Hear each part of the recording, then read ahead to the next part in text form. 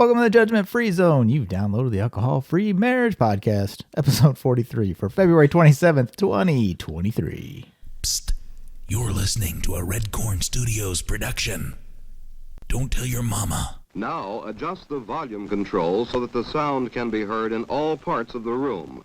Recorded live from the cornfields of Central Illinois, you're listening to the Alcohol Free Marriage Podcast with Matt and Amy. Come and learn and share a journey with two former craft beer enthusiasts who went from daily drinkers to teetotalers and basically never lost their love for their life together. Hey, a freak show! Hello there, children. Welcome back to your weekly freak show that is the Alcohol Free Marriage Podcast. I am Matt, along with the always lovely and freshly floofed hair, Coach Amy. How are you, my love? Freshly flooped. Flooped. Is that a word? I think it is. Flooped. The fluglies, if you're a fan of Spy Kids. Oh, yeah. There's a callback back to here today, did Oh, no. Back to the turn of the century. Back to the turn. No, that was post turn of the century Spy Kids. It was. But what year? It's still around the turn of the century. Around the turn of the century. Around the turn of the Yes. century. What we're referring to is our son, who said he is getting more into working out with Turn of the century rap. with old school rap, from around turn of the century. And that will hit you weird. And the problem is you can't get mad at him because it's true. I mean, that is a factual statement. It hits a little different. Growing up, our turn of the century was 1800s and 1900s. Yeah. And we're like, oh, yeah, that's old. Yeah, turn of the century of like the, around the turn of the century. What? Yeah, horse-drawn buggy turn of the century, not old school rap turn of the century. Yeah. That turn of the century rap music. Yeah, we mentioned that to somebody. That stuff you used to listen to, from 95 to 2005, We mentioned it to somebody today, and they had this look of what? Like shock and awe. I'm like, yeah. Oh, yeah. It's different. It's different. And Sit there with it. Yeah. It's going to come back. Yeah, you will not forget that. It doesn't go away. It was the turn of the century. It keeps coming back. And he was born at the turn of the century in 2000. So to him, it's a lifetime ago, So. Well, and I think the other thing that's kind of funny is we were talking about 1999. This has nothing to do with anything. This no. whole... Sorry. But 1999, we were so consumed with... Y2K. Oh my gosh, this is going to be horrible. Everything's going to shut down. We're not going to have electricity. Your computers, everything isn't going to work. People were buying up stuff in their, keeping it in their basement, like a little bunker of, we're not going to get anything. And so we were kind of we weren't thinking turn of the century terms. Yeah. And you and I at that time were kind of whatever. I'm young and dumb. I don't care. We were like, okay, all right. I don't know what this means. At that time, pop another cold one, I guess. But probably. Well, welcome back, children. Now that you're up to speed on Y2K and the Turn of the Century podcast information. Turn of the century. Don't forget to like and subscribe if you want to hear more of that information. But you always get us on the YouTubes. If you want to find us on the YouTubes, just go look down there in your in the show notes in the podcast feeder. And you can always watch us, I was going to say live and in person, but we were live. I think we should do a live. Well, let's I think that would be fun. Let's cross that bridge when we'll do a live and people can... The problem is we don't have a Alcohol Free Marriage Podcast Facebook page to stream to. I think we need to get one. You would think that. Okay, well, or should I do it just on Joy on the Other Side? Maybe just do it on your coaching page. That might make more sense. That would work. We could do that. We could refer people over. Hey, we're going to podcast live over. That's a really good idea. Oh, because you haven't complicated this process enough. I have no idea why, but anyway, since if you are watching the video, if you're watching on YouTube, I just a few minutes ago found the tea towel, the I'm Dreaming of a White Wine Christmas, in the basement, in the closet. I just laughed. I looked over. I'm like, oh, there it still is. We aren't keeping that, are we? I'm gonna probably use it to clean. Oh, hey, it's still a quality towel. It's still a good, and I guess honestly, I do still like white wine, just NA. Do I take a Sharpie? NA white wine. I think it'd lose its little luster there if you scribbled NA on it. So yeah. So, but speaking of NA, you can always still sign up for Coach Amy's and Suzanne's Alcohol Free Spirit program coming up in April. The new one. April, yes, we are excited. We are getting things. We're getting things together for it. Making a few tweaks to your first. Yeah, I think so. Yeah, so we're also taking a little bit of this week. We're like, oh, okay, this is kind of nice. Let's just take a little break. Yeah. And now it's a lot of work. Yeah. And jump back in. But yeah, I'm excited about it. Just you had a lot of work the first go around because it was the first time everything had to be built. So printed up some stuff. And I think the other thing we're going to do is haven't figured this out yet. Might have to call my web gal and have her add on if people want to just do the alcohol-free experiment separate, like with no coaching, because you could just do it as a program. Yeah, as just a self-study. They call it self-study. Yeah, they could just do that. So I'm thinking that's going to be something we're going to put out there as well. Just haven't figured all of that out. Put that on the list, Amy. Put that on the list along with live streaming this podcast. Amy. Yeah. Well, and I'm back from the travels. Those of you listening last week, we talked about business travel and the NA. I'm happy to report, at least in the Atlanta airport, where I really was able to look, there was NA beer. What was the beer? I'm trying to remember. Heineken Zero I saw. The Delta Club had Bud Zero, and the Delta Club also had Seedlip, which is like an NA spirit that you can make drinks with. But I wasn't prepared enough to think about what I can make with it to order something. So you could have just asked. I did not ask on the airplane, though. Dang it, I meant to ask on the plane. They had Seedlip on the plane? No, in the club lounge. On the ground at the airport. Oh, okay. But on the plane, I forgot to ask if they had NA beer. I'm going to assume no. I'm going to bet no. Maybe, but I doubt it. Interesting. I did not think of it. Anyway, but so things went well. Were there any observations that you feel like you can share? There were observations. There was a first for me, right? It was that large business function with drinking, but as I said before, it's not my company or everything. There's no pressure to drink, right? Like it was just a beer and wine kind of function. And the place we went had Athletic Brewing, which is fantastic beer, so that was nice. And it's made right out east too. Yeah, it's like Connecticut, I think. Mm-hmm. Yeah, so that kind of makes sense, I guess. But here's a lesson to you kids: just by drinking that, I didn't stand out like I wasn't drinking, but I became an example to somebody who had done dry January, and her husband really wanted to keep doing the dry life.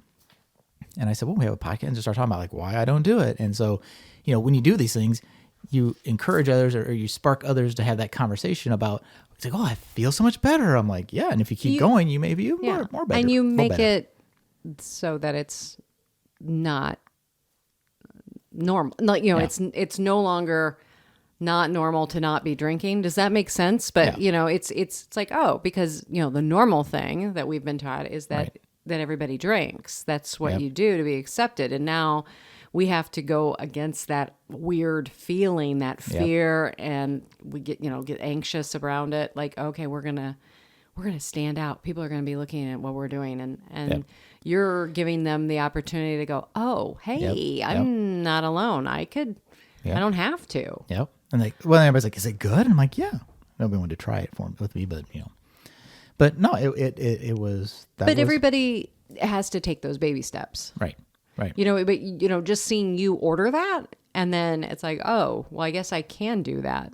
Yep. It's this. Yep. I mean, we've said this before. It's like we did not know. I mean, we did know, but I mean, think about it. Like with your subconscious, there wasn't an option not to order in our brains. Right. That we had to order alcohol. Yep. And it's so well because in that scenario, when somebody says, "Can I get you something to drink?" it implies alcohol. Well, that's what you think. Well, right. I mean, think about it. I mean, like if you went to, like today when we went out for lunch, I mean, I ordered an iced tea. Yeah. Oh. I mean, but in the past, I would have definitely ordered a beer or a glass of wine. I mean, that was just... We would have been podcasting like this. Yeah. No, it wouldn't be that much. But anyway. We wouldn't have been podcasting. So, no, it went well. Yeah. Yeah, and, and as busy as I was, it was a good trip to not be hungover or drinking and... Yeah, because you had mornings. You had early mornings. Every morning was going. Early mornings. And late traveling and everything. So. And to be anxiety free. And then, just like this morning, like you got home late, but, we were able to both just, I don't know, it was just such a casual. I would have been hungover as hell, especially with as much as the layovers I had yesterday. I would have been drinking all afternoon and it would have been. But just being able to just relax and today just be and just normal. hang out. It's not as taxing as it could be. And speaking of when you're drinking soberly, people, our drink of the week, Coach Amy, what is your drink of the week? I didn't write it down because I didn't know what you're having. Maybe we've featured this before, but I think you have, but that's okay. I don't care. Topo Chico. That is one of your favorites. Twist of lime. Because they do have just a sparkling water, which is actually pretty good with your own twist of lime in it. But I love it's kind of like Topo Chico. It's like a light version of Sprite. It's not as sugary. It's not sugary at all, but it's not. There's any sugar in it, is there? None. Yeah. None, and it's 0 calories. Oh, wow. So there you go. So it's basically it's probably literally lemon or lime in the water. But it's good. It's tasty. Got some calcium in it. Random, but okay. I don't know why, but it does. Mine is keeping with the theme of water. This is a hop water I found at the local Hy-Vee, as it normally is, called Noon Whistle Hop Water. It's obviously 0 alcohol, not even a point anything. No calories because it's just water. It has lipstick on it, which is odd. That's from you. Yeah, it literally has nothing in it. 0 everything. So it's pretty much what it says it is. It has to have some hops in it. Well, yeah, but that's not a nutritional fact. It doesn't really change. And it kind of looks like there's a monster on it, but that's I think supposed to be the hops. From Noon Whistle Brewing Company, Lombard, Illinois, and Naperville, Illinois. Well, speaking of our friends to the north, I wonder if they're friends with our Go Brewing I love pals. it. I love it. I love it. It's local. Yeah, well, as local as we're going to get, yeah. Yeah. All right. Well, Coach Amy, let's cut to the chase. Let's get to our interview. We're bringing back Meg Geisewite, the author, the rock star. Yes. Tell us about Meg and her book. The author of Intoxicating Lies, One Woman's Journey to Freedom from Gray Area Drinking. We get into this today where we talk about mommy wine culture, and we're also going to be talking about how big alcohol specifically goes after and targets women. So I'm just going to give a little brief recap, give Meg's bio. Meg is an ordinary mom who found herself trapped in the mommy wine culture. She began her sober curious journey in November of 2019, where her love of science led her to discover the real truth about alcohol and its seductive lies. As a truth teller, Meg is changing the narrative on mommy wine culture, the hustle culture, and our pro-drinking culture. In Meg's book, Intoxicating Lies, Meg flips the script on her 5 most intoxicating lies that we tell ourselves around alcohol. So, and finally, Meg resides in Delaware with her husband and her 2 teenage children.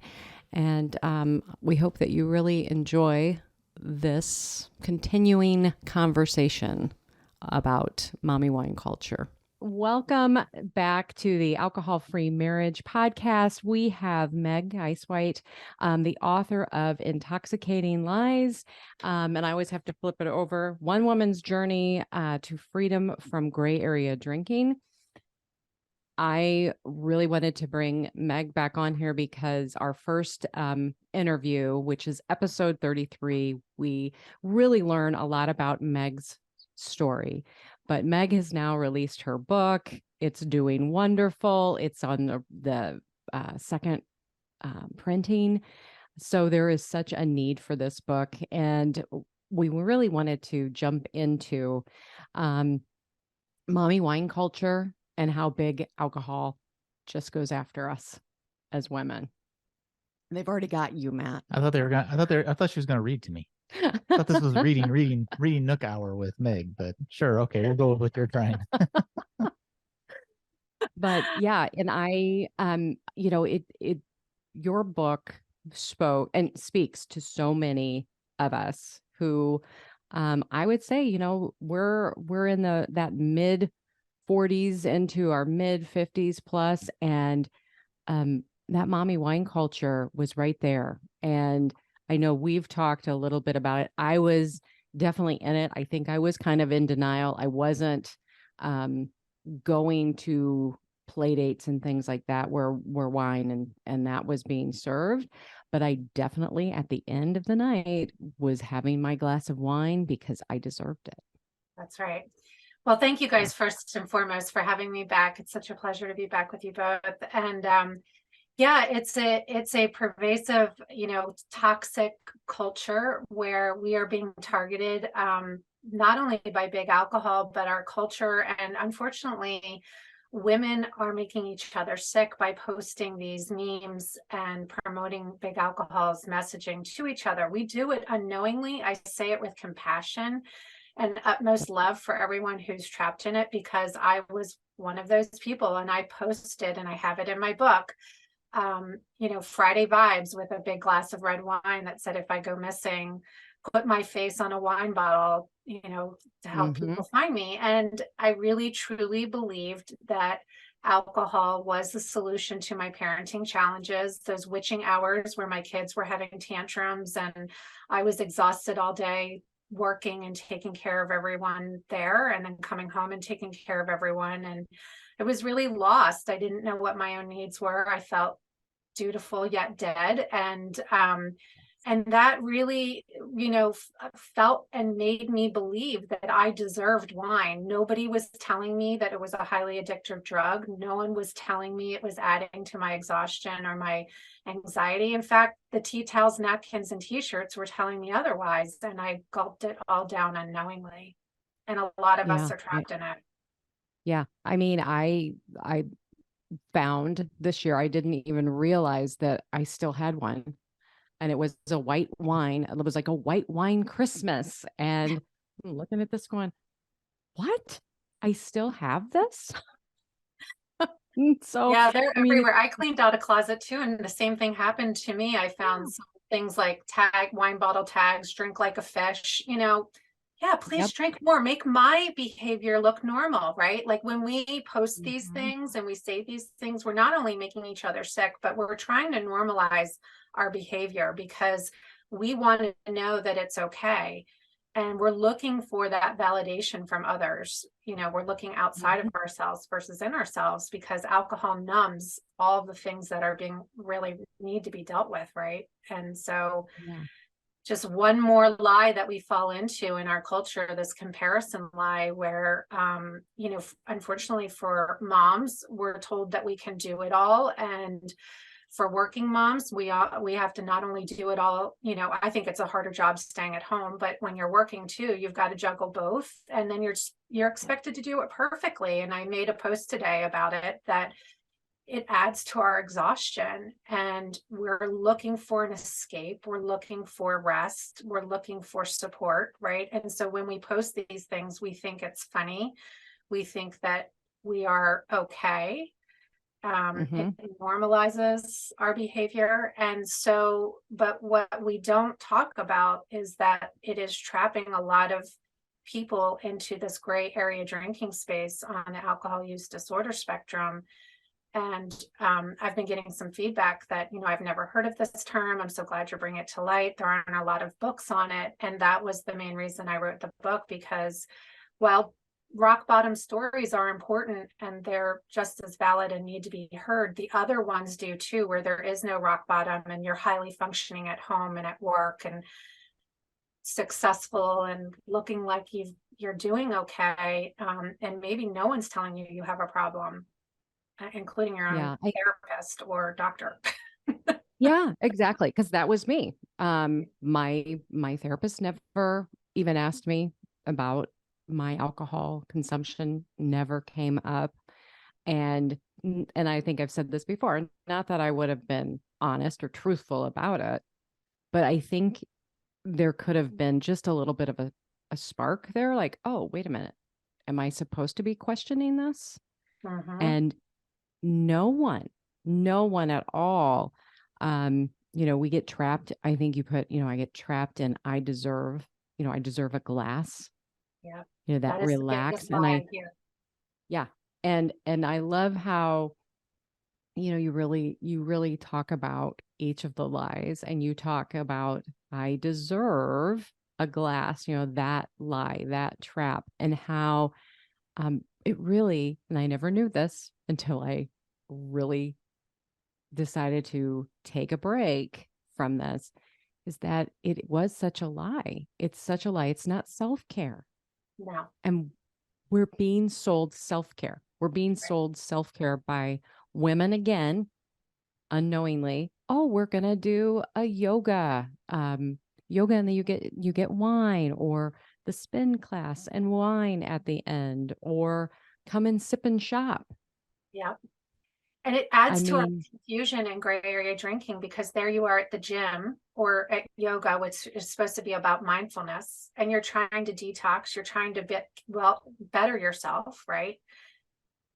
And they're talking about alcohol and normalizing it. So it creates this divided mind and this divided heart. And you have literal wine called mommy's time out.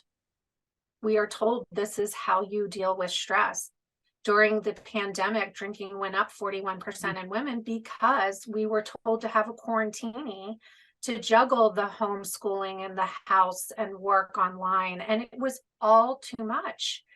Instead of talking about community support and rest, we think even as women, we get these confusing messages that we need to do more and improve ourselves, and constantly this grind and hustle culture of just keep doing more. And all of this is adding to our exhaustion. It's making us look outside of ourselves versus inward. And it's compounding our anxiety and our depression. And it's really trapping us into this gray area of drinking space. And so what we really need is to talk about it so we can lose the stigma around it. So thank you for having me on here and talking about this, because more moms need to know that it's okay, to feel like, if you're feeling back and forth and confused about your relationship, it doesn't matter what the wellness instructor or the healthcare provider or even the therapist is telling you, or what your drinking looks like in comparison to other people. What matters is how you feel about it, and is it serving you? That's what ultimately matters. But we live in a comparison lie as well in our culture, where we're always told to look outside of ourselves, and it keeps us trapped. And we're then told not to ask for any help, and we all need help and support through this. And when we get into communities like yours, or Sober Sis, where we can actually know that we're not alone, and that so many women are struggling with this problem, I think it's an isolating place when you don't talk about it, because you think you're the only one who has the problem with it. Yeah, well, I would like to just ask you, since you've gone out and you've done some book signings, what is the most common, question that women maybe are asking you, or things that you've heard that are coming out of their mouths when they walk up and they're like, oh my gosh, I had no idea? Yeah, I think that women, well, first of all, I will say the biggest lie is that I deserve it, I've earned it. So that's the one that is number one on my list of the 5 in my book. The second one is the unfortunate part that we have to think we have a problem to kind of seek out this information. And so a lot of people were unaware, and said it was very eye-opening, and that they could see themselves in the book, and that it was probably the greatest feedback I have received is that it is the most relatable. It's their story too. And I think for most women, we are highly sensitive people. We are empaths who feel other people's energies, and we also want to make other people feel comfortable. We've been raised as brownies and Girl Scouts to serve others over self. So we start this people pleasing. Then we're told we need to do it all. Don't ask for help. So then we become chronic achievers, and we need to look perfect while we're doing it. So then this perfectionism comes in. And when you take that ball of wax and you put it on one person's shoulders, it's too much. It just leaves you with this feeling of not being good enough, which you posted about today, which is maddening when you're stuck in your head and beating yourself up that you cannot do all of these things. And then you're told and modeled by your friends, family, society, culture, big alcohol, everywhere you turn in a society that's saying, deal with it and have a drink. I mean, it's glamorized on TV and movies that this is how we unwind. This is a reward. I mean, we have to ask ourselves, if you're waking up at 3 a.m. with anxiety Is that rewarding? If you're too tired to play with your kids on the playground because of your rewarding glass of wine last night, is that rewarding anyone?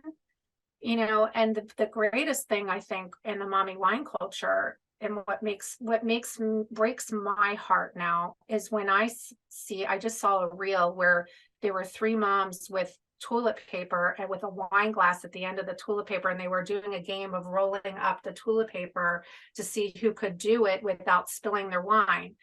Okay, they think that's funny, right? But you know what broke my heart was their two little girls sitting behind them, cheering them on. This is what our kids are watching us. And do we want to say too, the other thing that we are messaging to them is that when life gets really hard, which it will, to pad yourself with alcohol, that you've earned it. Like, how many times have we said, mommy needs a break, mommy needs a glass of wine? Mm-hmm. And when things go sideways or you have problems, the last place, not just women, men too, want to look is their alcohol use, right? Like, let me throw a pill at it. Let me go extra. Let me try, eat some kale, whatever it is.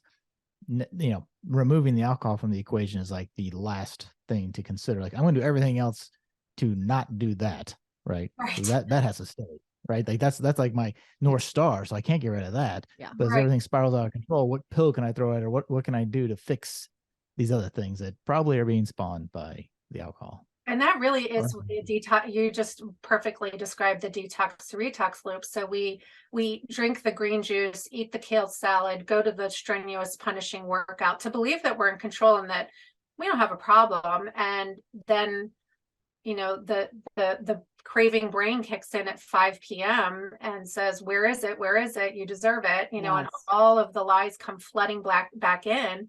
And then you wake up with that shame, guilt the next morning and regret. And whether it's one glass or the bottle, it doesn't really matter. You still wake up like, why did I do that again? And it's this vicious cycle that we get trapped in. But I think a lot of people will try everything, like you said, Matt, before they're going to look at the alcohol. I went to the doctor and, I'm having anxiety. I have depression. And I did have a depression. I do have depression, but it was instead of, maybe we should cut back on your alcohol, or how much are you drinking? And we all know that doctors will, they multiply whatever you tell them anyways. Right. And you're thinking, I'm like, well, maybe 7 a week. I mean, and you're doing this math and I remember before I would go, I would look and create the lie before I would go in to meet with them, because I knew the question was going to be okay, they're going to ask me, all right, okay, let's go here. And I would come up with this math and then I would subtract some because I knew that they were going to go ahead and add it up. I mean, it's just such a game that we're playing. Yeah. And I think it's just we're all hypnotized by it. It's the programming. I mean, it's keeping women, men too. It's keeping us small, quiet, and checked out. Let's just face it, it is. So it's it's something that we have to awaken to and be like, oh my God. Like I saw the other day, there was a hashtag, it was National Wine Day. And my brain now says National Drug Day. We have a National Drug Day. Like, how dumb does that sound? Like, we have a National Drug Day, but that is what we have. That is the truth. And so we have to start talking about these truths, and we get stuck in the other thing. I want to back up when we were just talking, Matt, when you're talking about the instant gratification. That's the other cultural lie we fall into. Oh, I'll do a 21-day reset. I'll do a dry January. And to kind of have that instant gratification that I'm okay, or, and gray area drinkers take a lot of breaks to try to convince themselves they're in control. We're usually type A, perfectionist type controlling people who want to make sure we're in control. But the hard thing is you're trying to control a highly addictive drug. It's nearly impossible to do. I love that you just called it National Drug Day, because in the coaching group, we talked about that. Like, how do I do this? How do I prevent myself? I'm going into this situation. I said, that was what I said. I go, instead of saying alcohol or saying wine or saying anything like that, just say, I'm going to have my drugs. Yeah. How many glasses of drugs am I going to have? And there you go. And it was just like, they were like, oh my gosh, I'm going to use that as my own reprogramming my mind. Yes, it's a rewiring. It is. And that one for me, when I look at that, I'm like, oh yeah, okay, well, just remember. And I think that's kind of where I'm talking with my kids too. It's like, just remember, alcohol is a drug. So just call it drugs, because it shouldn't have its own name. It should just be drugs. Right. Drugs and more drugs, not drugs and alcohol. Yeah. Drugs and drugs. And no mind. There's no labels on here either for you.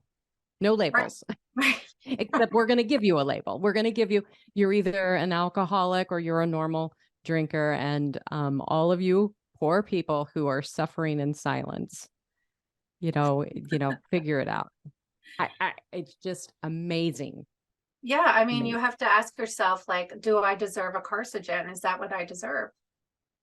Okay. Am I just want to have a glass of champagne to toast at the wedding. Okay. So why don't you say, so I get to get my depressant to celebrate, just reframe it, reword it. And eventually your brain is going to be like, I don't want that, Yes. And that's how you get out of the deprivation mindset. So until I believe personally, and I try not to do the fear mongrel, be afraid of alcohol. It's not that, but for anybody who's struggling, when they come to me and they say, I'm struggling, I keep going back. I keep going back. First of all, grace, self-compassion, it's progress over perfection. However, you still have a lurking belief of one of these lies. You still believe it provides some type of value to you, and you're stuck in a deprivation mindset. And until you reframe it and rewire it, and your body literally is like, I don't want that poison, you're going to stay there, and you have to keep journaling and get curious and figure out why you think you need this. Like, what is it providing to you? And is that true? Yeah. And I want to say that I had put in here, and I took some little notes and everything, but one of the things that I wrote down was, what if I quit, but I go back, I mess up? That you wrote that. And I was, I think it was like, what kept me stuck for years? What if I mess up down the road? And that was another one of those that kept me stuck. I never did a dry January because I knew I couldn't do it. I just knew there was no way. And I was like, never going to give up my precious wine. And that right there, I think that holds so many people back. Yeah. It's that's the other lie that I talk about in the book, is the absolute perfectionism that we live in, where we have to do everything perfectly. What if I fail? What if I mess up? What will people think? And it's like, this is a journey. And this is, just like Holly Whitaker, what I put her quote in there, because from her book, we don't just get up and run the New York Marathon. We are practicing and learning as we go. And it's really getting to what is underneath of what drove us to drink in the first place. Like, if it is truly that you feel that you deserve it, you do deserve a reward. But could that be meditation? Could that be a walk? Could that be a conversation with a girlfriend? Could that be a therapy appointment? It's not manicures, pedicures, and facials. Okay. So that's not the self-care I'm talking about.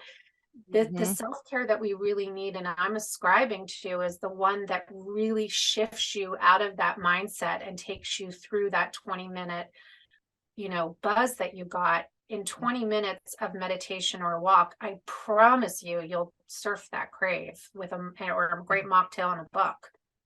Yes, exactly. I was going to say that was the mocktail, the ritual that I created when I first quit. I mean, every single day. And people are like, oh, the mocktail. I mean, I was literally taking bubbly water and like some kind of shrub and mulling some fruit and making myself just this delightful drink. Mm-hmm. And I would just sit there and just relax. Yeah, just and rest. and yes, do exactly what the wine was saying it was going to do for me. Right. What everybody had said. Like, oh my gosh, I feel so good. And we had some of the best conversations when I did that. It was like, and conversations you remember too. yes, right. That We don't probably had some usually good conversations when we were arguments. drinking, but we don't remember. Yeah. No arguments. Yeah, You're there right. were rarely. Yeah, I mean, that was just I think the beauty of telling people that self-care is not this instant letdown when we have that glass of wine. Yeah. That is not it. And just like you said, it's not going out and getting your nails done or something like that. I mean, those are nice, but they're not going to help you. Ultimately, you have to do something that's helping your nervous system. Because if you're not doing that, just kind of surfacing, doing something where you're giving yourself a break, but you're not reframing and rewiring and taking on a new habit. Like you said, like you were creating those mocktails. So you're retraining and rewiring your brain to like, I know that when I fell at work and I just thought I sprained my ankle, and I went to the doctor because after 6 months of PT, I wasn't getting better. And he said, you're going to have to go out of work and have surgery for 6 to 8 weeks. And it was like, whoa, and the first thing in the past would have been like, man, I deserve a drink. I need a drink. The first thing that came to my brain, now this was 2.5 years alcohol free, but the first thing that came to my brain was, let's go for a walk. Let's process this. Let's think how this is going to work. But how cool is that when your brain starts saying like, let's go make a mocktail or let's go meditate, and it doesn't look for the wine anymore. It is, you can retrain it. Yeah. And think, you're talking about grounding. I mean, we used to tell, at least our age, we were told, go out and play in the dirt. As kids, go out and play in the dirt. And now I think about that. I'm like, oh, really? How great is that? No, I mean, that we were literally as kids grounding ourselves. Now our kids really don't do that anymore. That's such a good point, because if you follow anybody who talks about nervous system grounding, it says take your shoes off and walk in the earth and really feel connected to the earth and how it grounds you. And I mean, I talk a lot about nature in my book because I just really feel like it just fills you up and makes you feel so grounded. And that's such a good point that our kids, we played till the lights came on, right? And we really don't have that much anymore. And I worry about all the device, this short attention span and instant gratification that they're being exposed to on the regular. I'm worried what's coming down the pike. Yeah, absolutely. And it's, I think when we all have these addictive devices, that's a whole nother. That's a whole nother lie. That's a whole nother. And thinking about like our habit was to scroll and drink a glass of wine, scroll and drink. And so all that you were talking about on the comparison and everything like that. And then we're adding the alcohol. We are just. And then you're scrolling through things that are reinforcing your alcohol too at the same time. Yeah. So right. You're not only reinforcing it, but you're doing this comparison thing on social media, like, oh, she's so thin and she's so pretty and I don't have that house and look at her success and how did she go on that vacation? And and it's all, then it's like go, right? You start chugging more because you're like, I'm a failure. I'm not good enough. I'll never have that success. I'll never get that and it's just all this comparison stuff that it's such a lie. It's such a lie. And to be free of it, I don't even want to moderate. Like, who even wants to dabble their foot back into that? It's like, no. Thank you. No, I don't want to, I mean, in that I think, I don't want to I just don't want it anymore. And I think that's the biggest thing that people don't, they're like, oh. and they're still in that world. It still has a grip on them. Yeah. I mean, it's hard because it takes so much more time than 21 days or 30 days, and so again, that instant gratification. You have to give your body more time, and your mind and your spirit more time to heal and to work through some of these things in order to see the benefits. And I think people dabble in it 2 weeks here, a month there, and it's just not enough time. And so really, in my opinion, again, I'm not a doctor, but the first 30 days were the hardest for me. I mean, it was like the detox, and especially those first 2 weeks. I mean, it's just like detox period. You're getting it out of your body. And I don't want to keep repeating that, because that's the hard part. So if you're only doing the hard part and you're never getting to the good stuff, then yeah, I understand why you feel like, well, it's not really that great. Everything you're saying, I didn't see it. Well, you've got to give yourself more time, you know. Mm-hmm. It's like that in January, you know, it's great, you know, to do it is great to do a 30-day break or a 21-day break or whatever. But, you know, there's that other, you know, dry to July. I think that was another thing that people were saying, you know, instead of just doing January, let's just continue it. Let's go, because really, as you and I know, and Matt, we know that once it just kept getting better. I mean, I remember the third month thinking, okay, this is starting to feel pretty good. But once you get to about that 6th month, you really do start looking a lot better. I mean, your skin improves, your eyes are clearer, you're sleeping better, you have more energy, you remember the conversations, like Matt said, like you just, I mean, the list just goes on and on. Your health is better, your mental health is better. And I think the other thing is, because I've had people who will go, well, you know, I don't feel as good. Well, then there might actually be a health problem that you're covering up. Right. And so get into the doctor. I mean, there are real things that alcohol masks, and people don't realize that either. Yeah. And I think somewhere, and I can't remember exactly in the book, but you had a quote in there. It was what alcohol sales increased. I know 32%, but it was like 220, was it million, I think, or something. It was about the sober curious, the non-alcoholic. I don't know if it was that, or if it was just the amount of sales that increased during COVID. It was just crazy, the amount that went up. I was just like, oh my gosh, I could not believe. Quote. So I'm sorry for putting you on the spot. The non-alcoholic market, the global market for non-alcoholic drinks, will grow by 32% to a $30 billion industry by 2025. I don't know if that's what you were referring to. There was another one, but that one is perfect because I want to tell people this is here, this is real.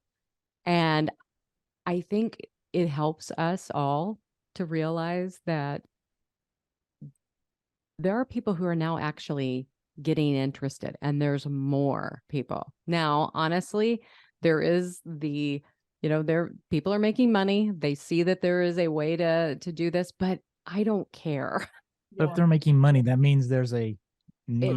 There's a market for it. Right. So it's not that, I mean, you know, bring it on, because the more, especially in the NA space of drinks, the more there are, the more likely people are to try it. And stay, right? When your choices are O'Doul's and Sharps or whatever, it's like, oh, well, really? That's my choice now. And they've had so many SKUs to the NA list in the last year alone. And we talked to Jim the other week, you know, in the last 4 or 5 years, like it's gone from nothing to everything, right? Yeah. And that makes it more appealing. It's like, oh, like I like the taste of beer. I enjoy a beer. I don't want the alcohol.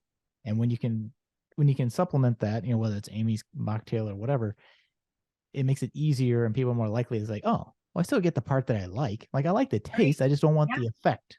Right. Yeah. And the great news about that is the benefits, if you do drink NA beer, is actually, it's really good for you.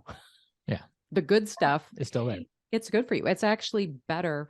There was an article that was out, and I would have to find it, but basically it says they did a study on it, and the NA beer was better than Gatorade or any of those types of sports drinks.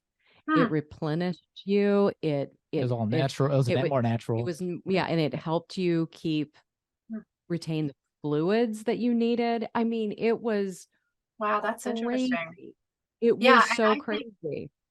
I think it makes you feel more included in the festivities, and it's inclusive feeling at the restaurant. And, you know, you just feel part of the whole celebration. And it really, you know, it's funny because I always wanted to be a take it or leave it drinker. And now I say I'm a take it or leave it for the non-alcoholic. Like I love when they have it. And I know it's a personal decision that it can be triggering for some people, but for others, for me, in the early parts of my journey, it was how I surfed the crave. I mean, it really got me through those initial, you know, months where my brain was like, where is it? Where is it? And so I'm just so grateful that we have it too, because there's so many choices now. And before, like you said, Matt, it was like one or two, and they weren't the best tasting either. So we've come so far. We have like IPAs and, you know, all kinds of different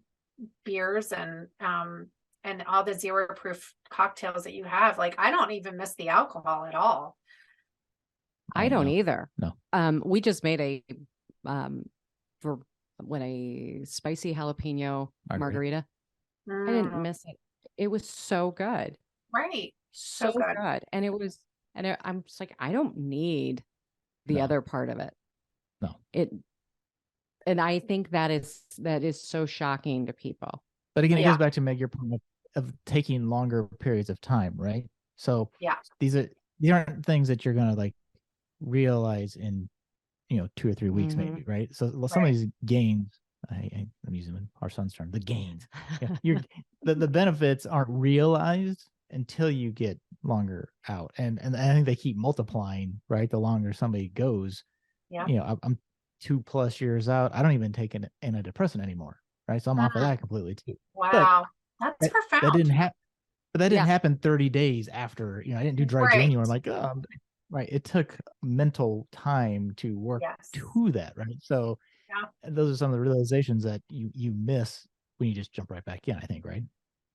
I 100% agree. And I've heard people say, and again, I've just heard this in other podcasts too, that it takes about 2 years for the brain to heal.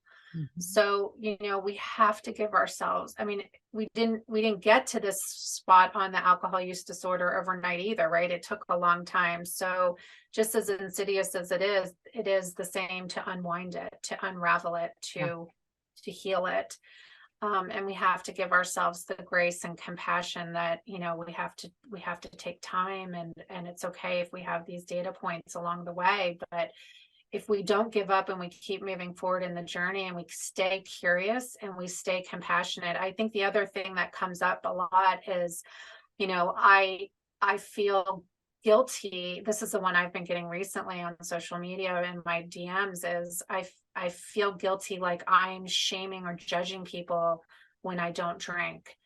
And we, you know, this is our journey. It's for us. People have free will to choose to drink if they want to drink. And we don't know when we're being a role model to somebody who, if they're, you know, kind of questioning that or feeling that, they may be thinking and feeling like you're judging them, but you're not.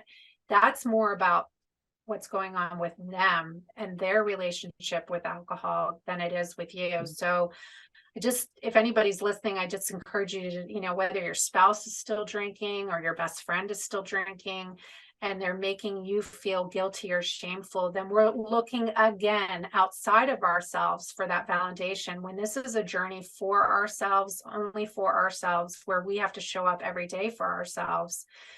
And I can tell you in my 3 years plus, I've had several people come forward to me who questioned me at the beginning and are now saying, I don't want to do this anymore. I thought I could make this work. I thought I could do moderation, or I thought that, you know, and I don't want to do it anymore. And, you know, I see what you have and I want that.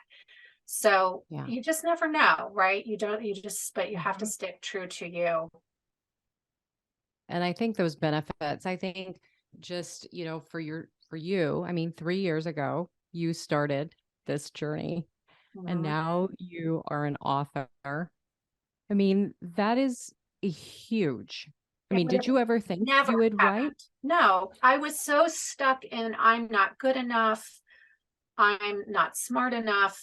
Who am I to write a book? I mean, alcohol kept those not enough feelings frozen in me in a way. It just numbed them. It didn't solve anything. It didn't fix anything, but it just kept them there. I really lived in this, I call it the drama triangle, which I got from a book called the TED book. But it's, either you're the victim, the prosecutor, or the judger. And I just kind of, when I was drinking, I lived in that triangle. And when I quit drinking, I did a lot of inner work. I worked with a lot of therapists and life coaches, and just really started, as you know, we've had other conversations, Amy, of doing this work where then you have not only the freedom from alcohol, but the freedom from that imposter syndrome, and that freedom to know that you are enough. And you gain the ability to start trusting yourself, because when society is telling you that you're not enough or you're too much, that's the other thing. We get the same message. You're too much and you're not enough. It's confusing. And when we're confused, we don't trust ourselves. And when we don't trust ourselves, we look outside of ourselves for validation. And so when we get in groups with people drinking, it validates this stuckness, if that makes sense. I hope I explained that clearly, but that's really what I felt like I got free from, all that. That's awesome. And I would agree that is something that for me as well, it was just like, I felt like you were talking about, that at times that shame, like, I don't want to make anybody feel bad that I'm doing this. And it was like, wait a minute, even though I was getting the messages that, you know what, you actually are a gray area drinker and this isn't your fault, but you still, because I'm not like them and I can't drink like them, then I have a problem.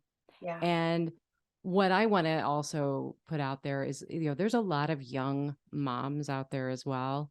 And I know I have encountered this with, when they're young, maybe they have had some issues, or maybe they did have a run-in or maybe they had a DUI, and then they think, oh, now I'm an alcoholic and I have this problem. And then they're struggling as well with this whole, and I want to just say, you just need to let go of those labels. Yeah. And start working on you and start journaling and just let all of that go. And really concentrate. You're not being selfish, and you're not being, this person who is trying to make other people feel bad. You're actually you're giving yourself worth. Yeah. You're not the problem. Alcohol is. And alcohol by nature changes you. It changes who you are. And that's not who you are. Who you are is inherently enough. And you're a great mom. You are a great mom. Alcohol changes you to making you make some poor decisions. It's not your fault, but it is your responsibility, right, to do something about it. So, but the shame and the guilt that comes along with all of this has got to go, because it's not serving us. And it's one more thing that's telling us we're not good enough. And it's just not true. Yes. And I want to ask you, like, what are more great things that you're going to be doing in the future? Because I know that you have already written a book, you're moving ahead in your life, you're helping people, and I know that there's more to come. So do you have any previews for us or anything like that? Yeah, thanks for asking.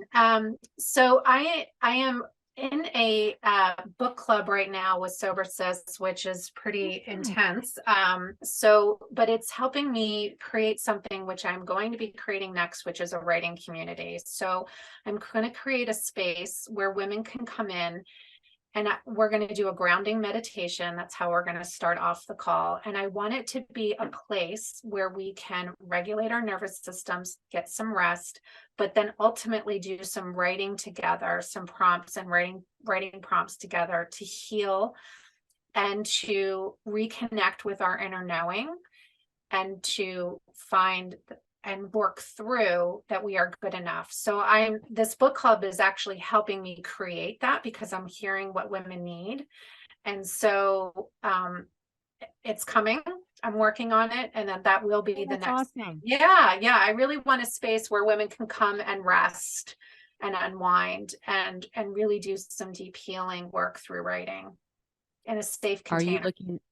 Is that going to be something that you might, or I know you're thinking these things all through, but is that something that you would even do, like a writing retreat or anything like that? Or so initially it's going to be virtual. It will be online, okay. and it will either be once or twice a month. And it will be, free for the first couple times. And then it will be, a subscription base where you join the community and we meet, regularly.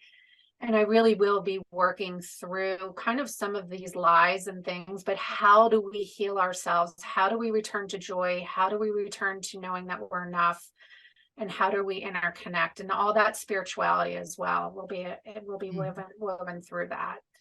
But I think women need a place where they can rest and can do some healing work.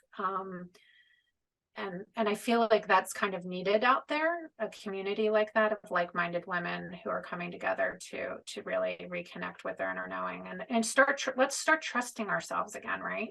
Yes, exactly. Well, thank you so much for coming on and sharing this. Matt, do you have anything you want to? If I don't have a book sitting on the desk right across from me, where would I go find? Where would I go get? Oh yeah, thanks for asking, Matt.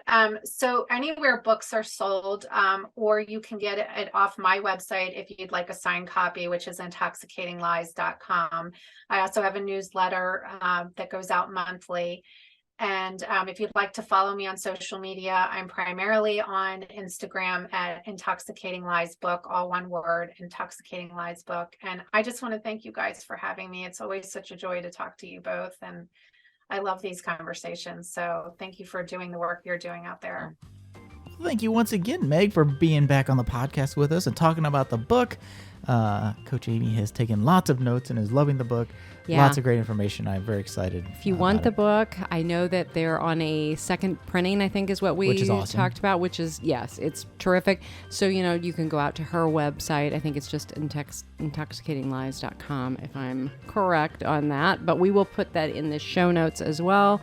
Order your copy. I mean, this book is really talking to women. It's bringing that conversation that we all need to really examine our relationship with alcohol. As we all should, kids. All right. Well, thanks again for listening this week on the one of those things. Yeah. Oh, yes. On the Yabba Yabba Yabba. Yabba Yabba Do podcast. All right, kids. That's it for us for this week on the Alcohol Free Marriage Podcast. Join us again next week. Until then, I am Matt along with Coach Amy, wishing you peace and love from the cornfields of wheat. We are out.